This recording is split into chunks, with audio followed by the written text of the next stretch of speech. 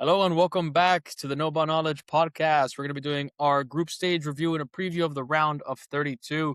Yali, as things kind of stand right now, all teams have been, uh, kind of drawn. The round of 32 has been set up. The knockout round has been pretty much, previewed and ready to go. But there's a few things that we got to talk about.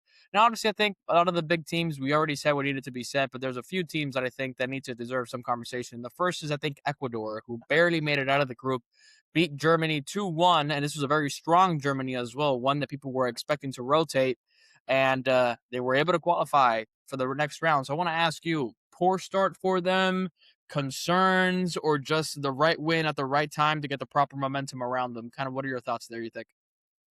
I think this is the perfect time for them. I mean, they looked awful in the first two games. They drew to Curacao, which is by far the worst the worst team in the tournament.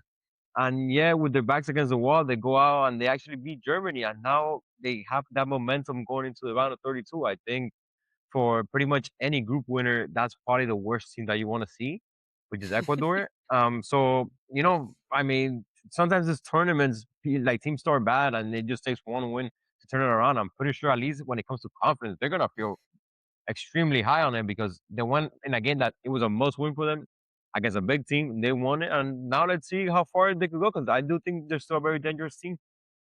Yeah, I think so too. I was actually surprised by how they were playing those first two games. But it's like you said, Yeah, other teams in previous World Cups have started off slow and then they built the momentum at the right time. And you know what? You're only as good as your last game. And, great game from them.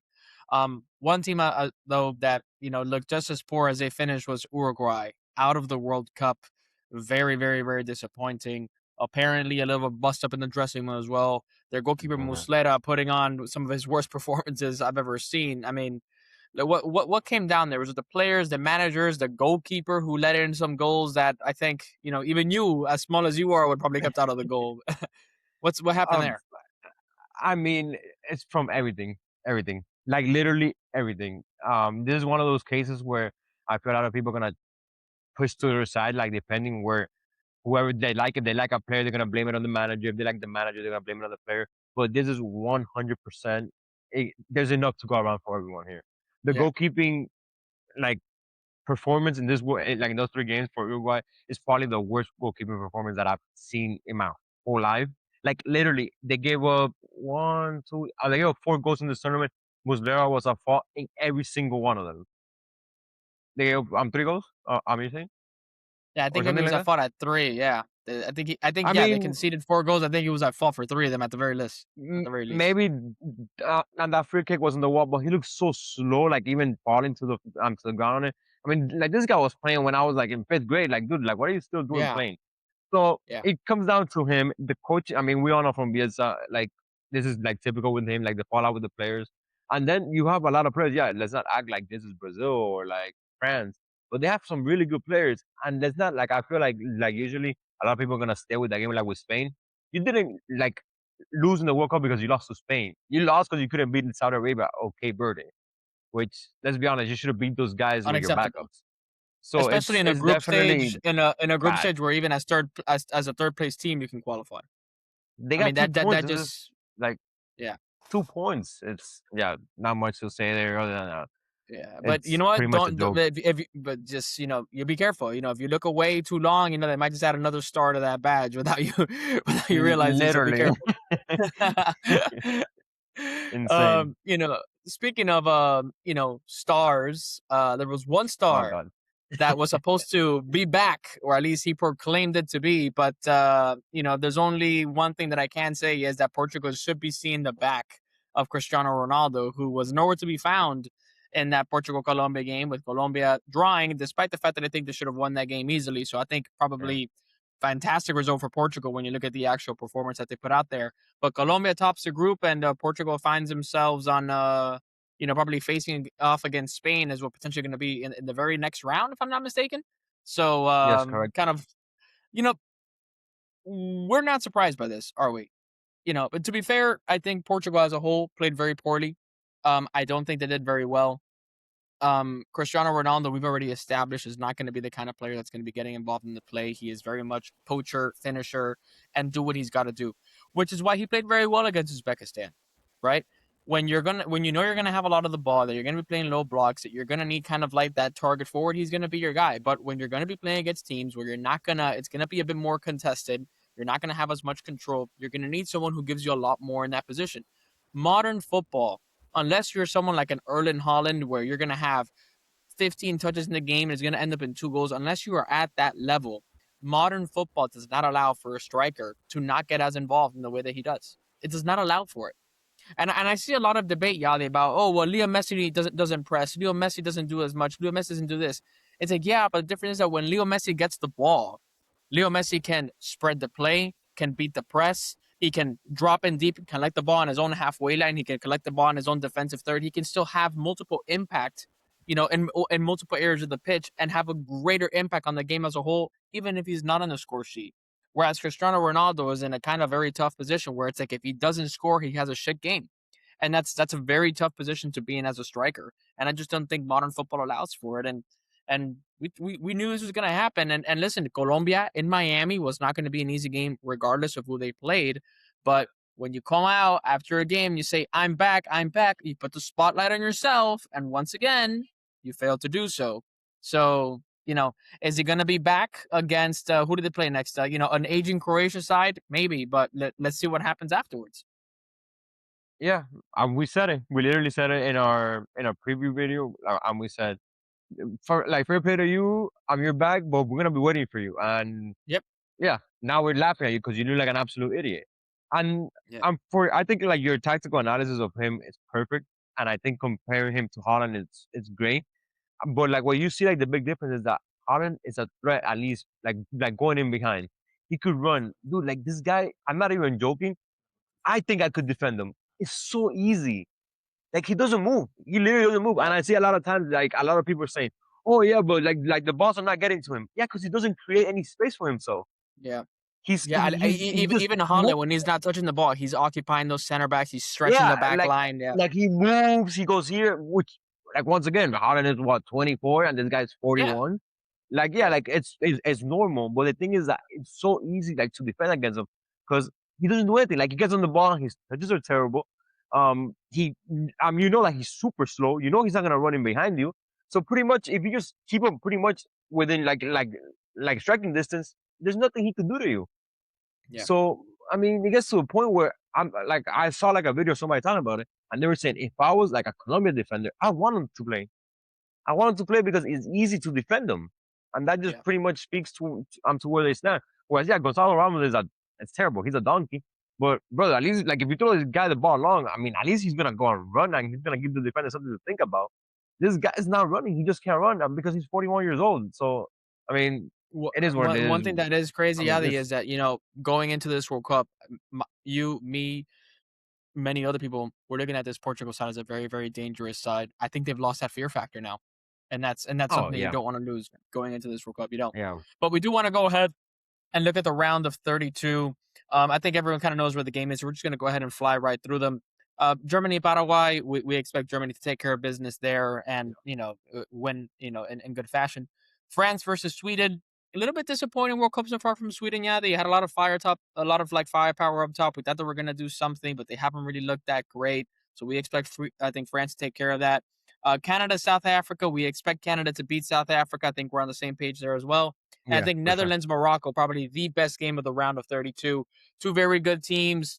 I think the kind of teams that people usually expect to, create upsets and play well and go very, very Yeah, far. So I think unlucky for both of these teams to get each other so early on in this terrible. World Cup. No, Yeah. Yeah, terrible, terrible.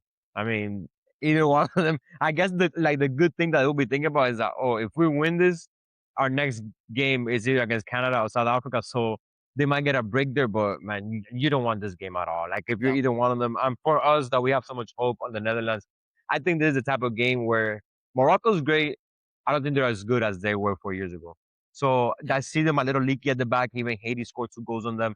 I think this is the type of game where I hope the Netherlands come out and show their muscle and flex their muscle. And they say, look, we're the better team. We're going to take this game at you. And we're not just going to sit back and kind of let the game play out. Because let's be honest, Morocco is a very, very dangerous team when it comes to penalties. They have an amazing goalkeeper. They have great takers. And we know when you come to penalties, pretty much anybody could beat anybody.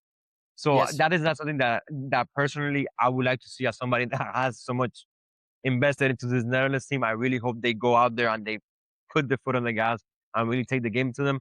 But they have that big man, Ronald Koeman, and you never know what you're gonna like expect from him. But I really hope that Yeah. they actually take the game because they're looking good. They're looking very good. I think they will. I think the Netherlands is gonna beat Morocco. Obviously, I could be wrong, making a big statement here, making a big prediction, but I think they're gonna beat Morocco. I think they're gonna really show the rest of the world why they should be taken seriously. I think this is gonna be the first time that the football world looks at them and starts saying, "Oh well, Netherlands can actually do something." I think this is the perfect game to really make their mark, and I think they will do that. Portugal plays against Croatia, and I expect Portugal to take care of business here, but yeah, the way Portugal's been looking, Croatia's the kind of team that, they play with a lot of passion. They have good technical ability. If you don't show up on the day, they can make it very difficult for you. I I think Portugal might just edge it, but I don't think they're gonna do it in a way that I think they should be doing it, or at least not as comfortably as we were expecting them to. I think it's gonna be a tough game for them. Spain plays against Austria. They haven't been looking that great, Spain, but we do expect them to take care of Austria. Now, you think what you think this is kind of the game for Spain to kind of get back on course, playing a European side, something a bit more familiar, and kind of find the rhythm, or what are your thoughts there? I think here it's one of those where on the first 15 minutes are going to be very crucial because I think Austria is not going to change their mindset of playing. I think they're going to go and press them and be very physical. And I think if, for example, in the first 15 minutes when Austria goes out there with that high line, if Lamine Yamal could get in behind them and score a goal, I think this game is going to be over really quick. However, I do think if they survive those 15, that like those first 15, 20 minutes, they get physical. We know Spain does not like to get physical and the game becomes a long game. I mean, I feel like we all see Spain winning here just because their quality is so much Yeah, better. I know in 90 minutes that's gonna show. But I think if Austria survived those first 20 minutes, this could be at least like one of those games that we look at in the 70th minute we say, "Oh, this game is tied. Like be careful you don't get caught in a corner or a yeah, counter here." Because Spain yeah, has looked awful so far. But yeah, like I feel like over the 90 minutes, like the quality of Spain is just gonna prevail. yeah. We expect the USA to take care of Bosnia, Belgium, and Senegal. Kind of a tough game, I think. No matter which way you call it, Yeah. like you could be right. So I just want to go quickly. Do you have Belgium or Senegal going through here? I have Belgium. I have Belgium going through just I because I have think they Belgium have as well. a slightly more quality up top. So we have to Yeah, give I those I guys the also benefit think of they the have doubt. a little bit more off the bench as well. I can easily see this Yeah. game going into extra time. I think the bench could be the tie decider. Brazil versus Japan. Japan's been playing very well. They've been doing really good. I actually wouldn't be surprised if you saw a little bit of an upset here, but I think Brazil just has too much star power and kind of difference makers to do something here. Ivory Coast, Norway, very similar story to a Belgium Senegal, one that could Yeah. go either way. But Yali, do you expect Norway to just be able to just out is going to be a matter of who can score the most goals, I think. Do you think they're going to be able to outscore the Ivory Coast, or do you think it's going to be a tight game? Um, I think they're gonna outscore them. I think when you Yeah. have Erling Haaland, like this is the type of game where I expect Haaland and Odegaard to pretty much they are the two players in that pitch that are just gonna be better than everybody else. So I Yeah. kind of expect them to take care of business and just show that I like the quality. I think Haaland's in good form. They both rested against France. They're gonna be up for it. They know this is a huge game for their careers, their country. So I expect Holland to I'm not Holland, I'm sorry, Norway to just edge it out of Ivory Coast. I agree. I agree. And then we have a big one: Mexico versus Ecuador and Mexico City. Now, what's interesting is that usually that home field advantage, they're definitely going to have it because of the fans, but the climate, the conditions, I think that, Yeah. Ecuador is used to it. So they don't have that advantage. But Mexico, Ecuador, Mexico's been having the better tournament so far. Ecuador has the better players. They're coming off of a big win. What are your thoughts here? Yeah, can this one go either way, or do you have an upset in mind? I have an upset here. And I see it so clear. This game is gonna end up in a draw, and Ecuador's gonna beat them in penalty. I have Wow, pens. absolutely no doubt that Ecuador's gonna lock down on defense because that is their strong suit. They're gonna go out there with Pacho and Incabria, and they're gonna say, "Come down and try to break me." They're gonna make the game long. They're gonna make the game dirty. I mean, let's be honest. This Mexico team has played good, but they haven't really played any top opposition yet. I don't think they have going forward anything crazy. They have good, like good decent players, but nothing out of this world. And I think Ecuador that's gonna be their game plan. And yeah, this is the upset. This is a team that was hurt. This is a team that was dead and now because they had to go and beat a top team like Germany. Now they have life again. You don't. I know for a fact if you're a Mexican fan, you are not liking this at all because there's a team Mm. that is very tough to score on. They're used to playing in bad conditions. They're used to the heat. Um, I have an upset here. I think this game goes to extra time and Ecuador beats them on penalties. England should take care of business against Congo, as Oh, should Argentina versus Cape Verde. Australia and Egypt. Australia, been playing tough. I do expect Egypt to have a little bit of those extra stars and technical quality yeah, to be able to take care of them, although, of course, I could see it going either way. Switzerland should be taking care of business against Algeria, and Colombia, Ghana, a good game, but I think Colombia looked way too good against Portugal for me to bet against yeah. them. They look So I will great have on it. Colombia through. So, yeah, kind of just to recap here, I want to make sure we're on the same page. Germany, France, Canada, Netherlands, Portugal, Spain, the USA, Belgium, Brazil, Norway, Ecuador, England, Argentina, Egypt, Switzerland, and Colombia to go through into the next round. Let's see Correct. if we're right about that. Let's see if we know ball or Yeah, whether or not we yeah. have Yeah, no ball please, we knowledge. encourage those that are listening, leave your comment, like with your predictions, because we take this very seriously, and We we're do. competitive. We wanna know, like, who actually knows ball. So please go in the comments and say, out of the 16 games, who you think is going through? Because I'm pretty sure not everybody has the same games. And one thing, you can't say that we played it safe because we did pick up a few upsets. So, like, let's see what you guys have as well. Yeah. And also, if you have a nice little Hard Rock ticket you'd like us to tail, please let us know. We're always looking for a good one. So, For sure. gamble responsibly. Anyways, guys, thank you so much for watching. No big games like between two big, nations for us to preview, but we'll definitely be doing that in the next round to drop more and more content for you. Games are coming thick and fast now, so keep an eye out for the next ones. And thank you guys for watching. It's been a pleasure. Thanks.